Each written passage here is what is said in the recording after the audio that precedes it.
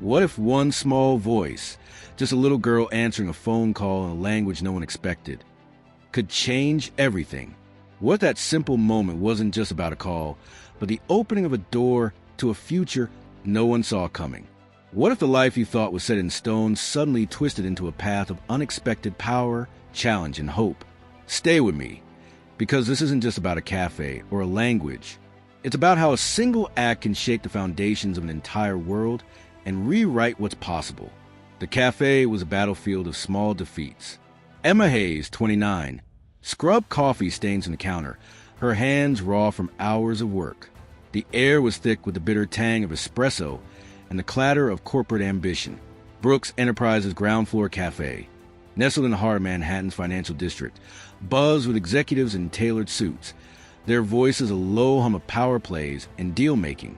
Emma, with her degree in international relations and fluency in German, French, Spanish, and Mandarin, was a ghost here, just another apron figure serving lattes to the elite. In the corner booth, her 7-year-old daughter, Sophie, sat hunched over a tattered notebook, scribbling German phrases. School had let out early, and Emma's meager paycheck couldn't stretch to a babysitter. Sophie's presence broke every rule, but the cafe manager, Linda, looked the other way as long as the girl stayed quiet. Sophie's dark curls bounced as she whispered to herself, "Guten Morgen, we get," phrases Emma had taught her during late-night lessons in their cramped apartment. Languages were their refuge, a way to dream beyond appealing paint and overdue bills. The phone behind the counter shrilled. Cutting through the din, Emma was in the back, wrestling with a temperamental espresso machine that hissed like an angry cat. The line of customers stretched to the door, and no one moved to answer the call. Sophie, her hazel eyes bright with mischief, slipped off her seat and darted behind the counter. Before Emma could stop her, Sophie picked up the receiver. "Guten Tag. Here is das Café von Brooks Enterprises," she said, her German polished and confident, as if she'd been born to it. Emma froze, her heart pounding. Sophie continued, undaunted. "Ja, ich verstehe. Können Sie bitte mehr Details zu der Anvergeben?" A man in a navy suit paused at the counter, his presence like a sudden drop in temperature. Nathan Brooks, CEO of Brooks Enterprises, was a name whispered in awe and fear. His sharp blue eyes locked onto Sophie, who was now discussing contract deadlines with German executive, her small hands gripping the phone with authority. The cafe seemed to hold its breath. Emma rushed forward, her apron flapping. "Sophie, hang up." Nathan raised a hand, silencing her. His gaze shifted to Emma, appraising. "Yours?" he asked, his voice low, commanding. Emma nodded, her throat tight. "Sophie, she learns fast." "Evidently," Nathan said, a flicker of amusement in his eyes. Sophie finished the call with a polite, "Violin Dank, where Meldon Eunice bawled," hung up, and grinned at her mother, oblivious to the seismic shift she just triggered. The next day, everything changed. The cafe was quieter that morning, the early rush still an hour away.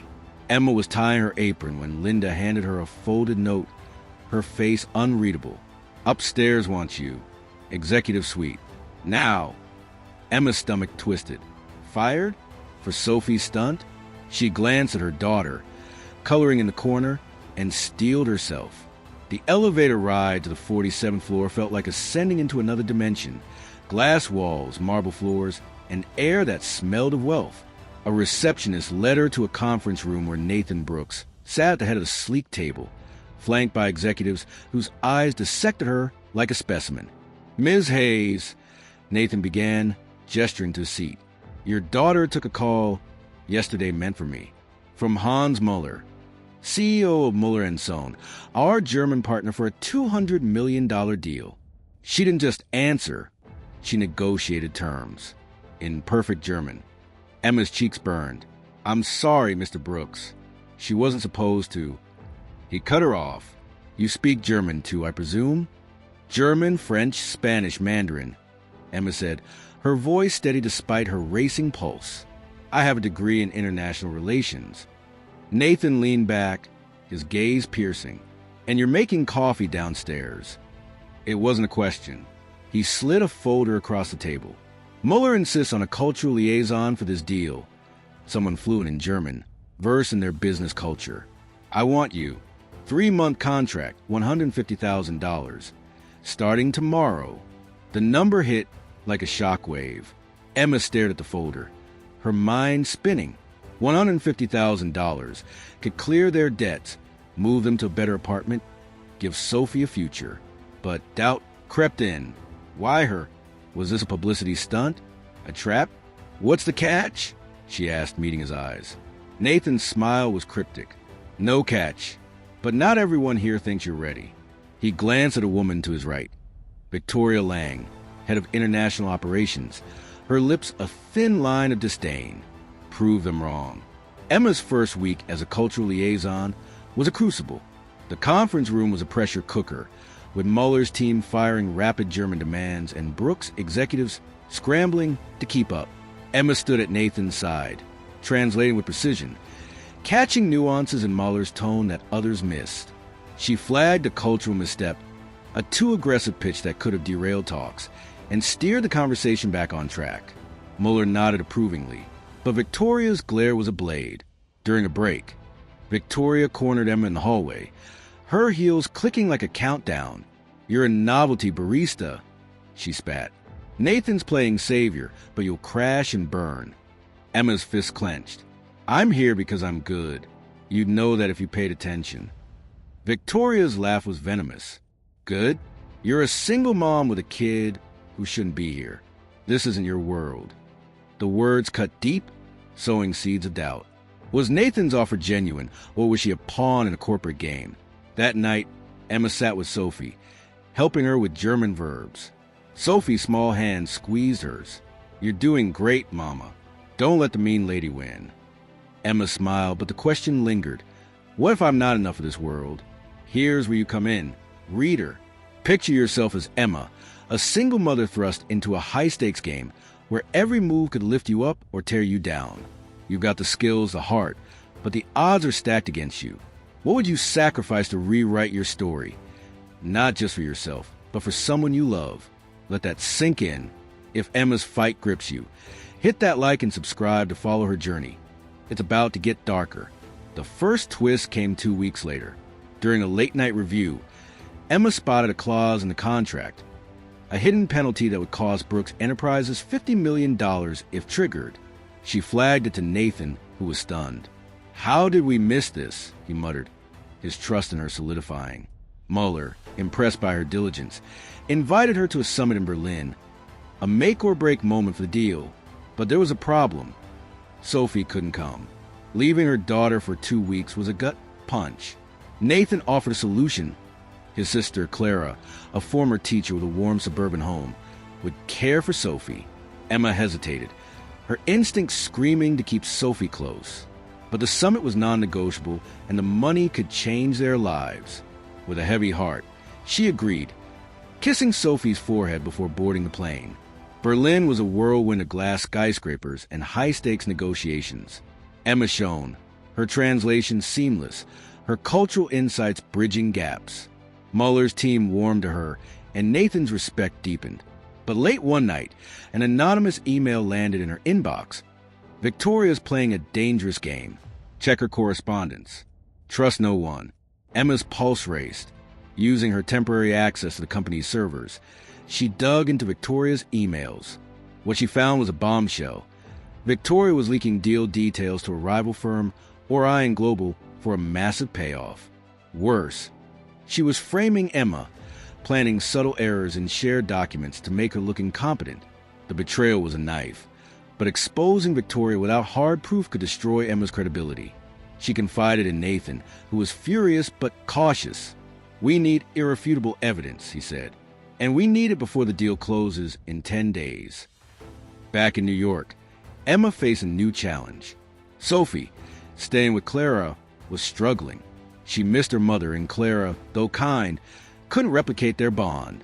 Emma's nightly calls with Sophie were her lifeline, but the girl's voice grew quieter.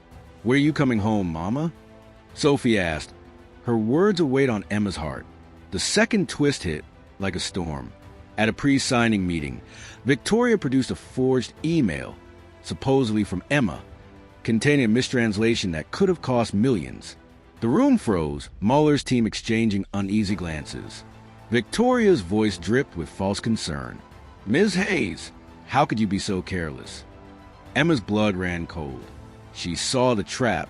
Victoria had orchestrated this to discredit her, but she prepared. Working with Nathan's IT team, she traced Victoria's communications, uncovering a digital trail linking her to Orion Global. In the conference room, Emma stood, her voice steady. "Mr. Mueller, Mr. Brooks, there's something you need to see." She projected the evidence: emails, timestamps, bank transfers. Victoria's face drained of color as the truth unfolded. She not only leaked secrets, but had colluded to sabotage the deal for her own gain.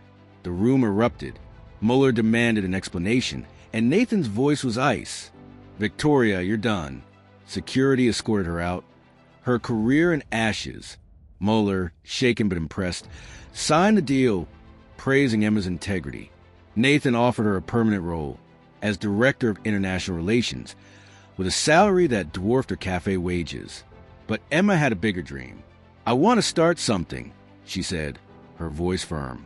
"A program called Voices Across Borders, to teach languages to kids who can't afford it. Kids like Sophie, who deserve a chance." Nathan's eyes lit up. "Consider it funded." The final twist wasn't corporate. It was personal. Months later, as Voices Across Borders took shape, Emma uncovered a secret Nathan had kept.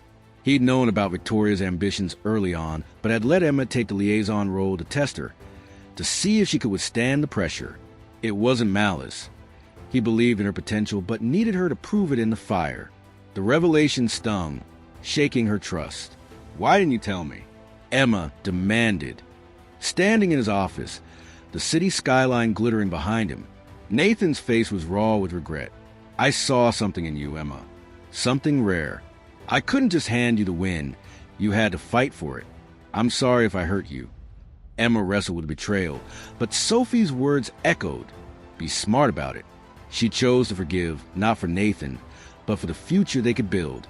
Their partnership grew, rooted in shared values, his resources, her vision.